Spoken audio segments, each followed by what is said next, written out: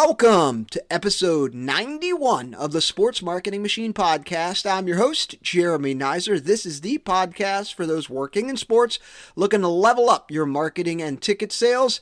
Today, we're going to dive all into Black Friday and Cyber Monday.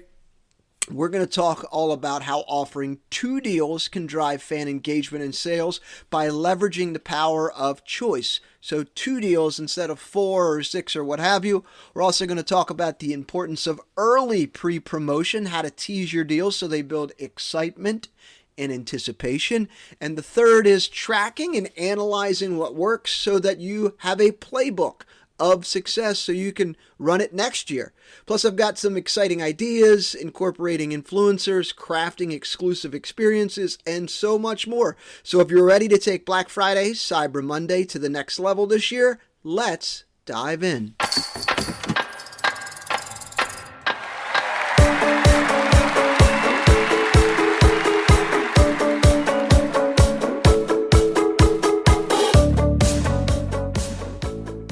Looking back at last year, episode 43, I'll put a link in the show notes. We talked about how to create deals, how to promote them effectively, and track results. It worked for a lot of teams. I had several teams reach out to me and said, hey, these are great tips. We sold $6,000 or $8,000 or $9,000 worth of tickets over Cyber Monday and Black Friday. Hey, that's great, marvelous. If you haven't listened back to it, like I said, I'm going to put the link in the show notes, episode 43.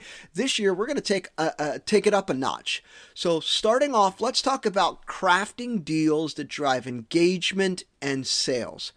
I want you to craft 2 deals this year. So you have 2 deals for Cyber Monday and maybe 2 deals for Black Friday. They could be the same, exactly the same if you want, but have 2 deals. Why 2? I'm going to talk about the psychology of giving people the choice. It gives fans the ability to compare and select what's right for them, reducing decision fatigue.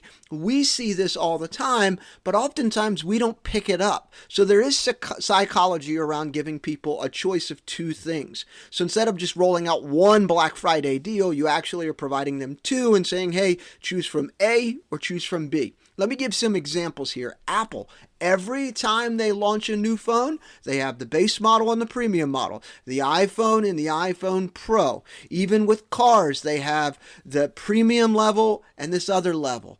A lot of different things that we see all around the things that we're doing shopping. We see it all the time, but it's really allowing people to kind of take a look at 2 different things. So I love this because if you think about it that way and say, okay, I've got 2 different ways to look at this. This is such a great way to do it, but 2 different things. That's what I would start with, is having 2 options to start with. So option A could be a bundle, so a family package for tickets and a merchandise like a hat or a t-shirt or a sweatshirt or an ugly sweater or whatever it is, right? So that's option A. Option B could be an exclusive VIP package, so tickets, meet and greet, behind the scenes experience, something like that. So you got 2 different options. Another way to think about this to get your creative juices flowing a little bit is, sure, we could do that for tickets and merchandise. But maybe you collaborate with a local vendor or restaurant to do some sort of deal that includes a gift card. So maybe you're doing 4 tickets and a $20 gift card to Chick-fil-A or Carl's Jr. or Hardee's or any restaurant that you could think of. So, okay, so now we've got this deal, or maybe it's the 4 tickets, merchandise, and the gift card that they would spend, and maybe it's $10 more, something like that. But you have the ability to really be creative in the packages that you put together, and then even incorporating some sort of local restaurant or vendor. That would be marvelous. If you have the ability to expand your merchandise options, it may be a little bit too late today. This week, it's November 13th when I'm recording this. It might be too late to be able to get holiday scarves or ornaments or what have you. And it might be too late to be able to get something like that printed. But maybe you can go to a sponsor or some sort of local business and work with them about incorporating your logo in something that they're doing. And that may be also too late as well. But it gives you some things to think about for next year, and maybe even potentially during your season of, hey, how do I partner with this XYZ company? They're ordering coffee mugs every year. How do we get our logo on it? Or how do we're going to produce these mugs as part of a package for next year. We want to get a sponsor on it. You can really have some unique ideas, but getting a sponsor involved with this would be great. But the simplest way to do it is the two different packages. Family package, 4 tickets and a merchandise. Hat, shirt, sweatshirt, whatever it is. And then the second one would be either a VIP package, or you do that merchandise, 4 tickets, and then you add on some sort of gift card from a local business. So great things to think about. But the biggest takeaway with this one is 2 options. Have 2 options. It just allows people to think through and compare, do I want option A or do I want option B? All right, now let's talk about the pre-promotion phase. This is the point where we're starting to promote it. Right now, we're about a week and a half, 2 weeks out, 2.5 weeks out from the Black Friday, Cyber Monday. Start teasing your deals now. So you've got social media posts, email headers. If you got an ability to add some things on your website, a countdown to it, sneak peeks with blurred images or teaser videos, even do some coming soon banners on your website or on your rotator, something like that where you're getting people excited. If there's an ability to incorporate a local influencer, I 100% would do it. It's a great way for them to be able to help you promote whatever your holiday package is. So great thing to think about, but start promoting it early. I see this all the time. Teams just start promoting it on the day of, and they were expecting to sell 100 and they sold 6. But if you get people excited and they build up a little bit of anticipation because you've been promoting it 2 or 3 weeks in advance, the more momentum you're going to have selling things on the day of or during that time between Black Friday, Cyber Monday, and so forth. Be sure to use a multi-channel approach. So what does this mean? Multi-channel approach. Instagram stories, Instagram reels, TikTok, Facebook. Preview the items, count them down, show behind the scenes deal preparation, even have a video with your mascot and the items are in the box and they're like excited because they're opening the box and they're getting really excited about it. But that's a great way to be able to get people excited.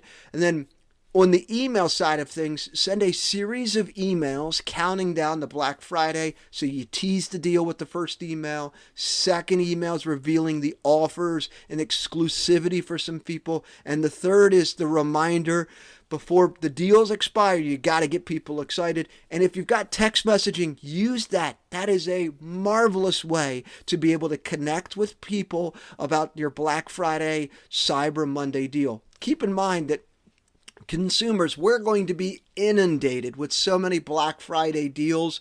How do you stand out? Well, you start promoting it early, just like the bigwigs are doing right now. JCPenney's and Amazon and some of these other ones, they're promoting it early, saying, hey, some early Black Friday deals or Black Friday's coming. Here's some specials. They're getting people excited about it. That's what you should be doing right now. You have an email list. You have an audience. Start promoting it to them.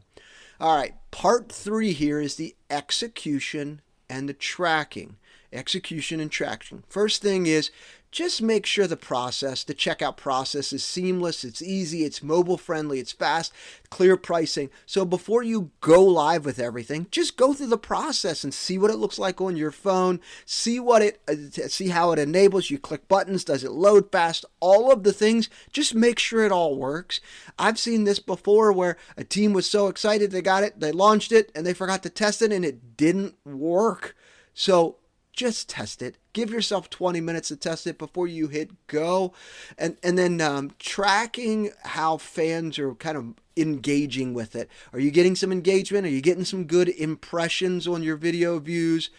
Some impressions and video views. Are you getting people to heart it or comment it or even share it? That's a great way to take a look at that and kind of monitor it. Take a look at your email campaigns. Once you launch, how many people clicked on the links, the text links in your text messages? Just kind of monitor what's happening. If you're getting a lot of clicks and not a lot of conversions, there may be something wrong with the purchase process. But you'll be able to look at it from there. And then if you realize that there's something wrong, you can always send a, oops, we forgot to turn it on email. And that happens. And that's A-okay. things that you could also take a look at that you can improve. So if you've got it in there and maybe you're getting lots of clicks, but the conversions aren't happening, it could be something wrong with the page. If you're getting a lot of opens, but people aren't clicking, that says that your subject line's good, but the actual content may be too long inside of your emails. Or if you're getting lots of clicks on your social posts, but it's going to the page and maybe it's taking a while to load. But looking through the data as it happens, you have the ability to make some adjustments and some changes and reword some things if you need to. But you really have to pay attention during that window of Black Friday and Cyber Monday.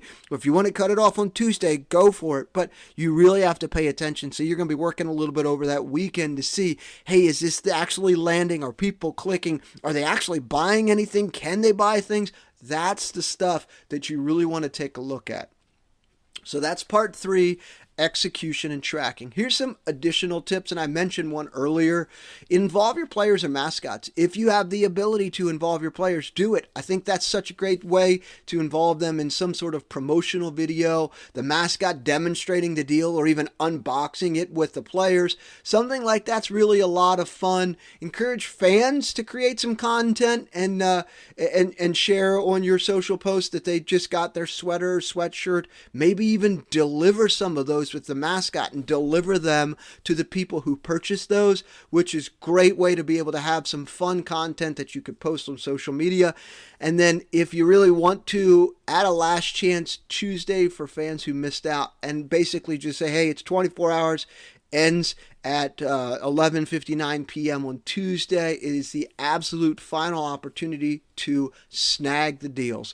So we went through a lot of good stuff today. We talked about creating deals that drive engagement and sales. You should only have 2. Don't have 4, don't have 9, don't have 1, have 2. So it allows fans to make a choice between the 2. Otherwise, too many, it's decision fatigue. So give them 2 options. We also talked about creating the deal and how you can kind of put it together and maybe involve a local business to be able to get a gift card, something like that. We talked about the pre-promotion phase. We talked about execution and tracking and some additional tips. Before we get to the takeaways for today, if this is your first episode, I appreciate you. If you've been listening for a while, it would mean the world to me if you popped on over to Spotify or Apple and leave a rating or review. I would really appreciate it. And I know it would also help this podcast get in front of people who are just like you, people working in sports, trying to sell more tickets and grow their fan base. All right, biggest takeaways from today's episode. When you're creating your Black Friday and Cyber Monday deal, keep it at 2 deals. So you can have 2 for Black Friday, 2 for Cyber Monday. Anything more than 2, it really gets confusing. So just have 2 distinct deals, and that'll attract a wider audience. Number 2 takeaway, build excitement early through teasers, multi-channel promotions. So take this time now to start promoting whatever the Black Friday deal you have. I would start promoting it now. And as it takes place, and this is takeaway number 3, as you launch on Black Friday and you're working over the weekend and you're looking at your stats, track things, see how you're doing. The biggest thing that you want to be able to see is, are people actually buying it? Are they clicking open on the emails? Are they clicking the link, but maybe they're not buying it? That could tell you there might be something wrong with the actual checkout process. I would test it 100% before you hit go. So take these strategies, start planning your Black Friday, Cyber Monday, and the more and earlier you prepare and promote, the better and more successful you will be. I'm looking forward to hearing all of your success stories. Until next time.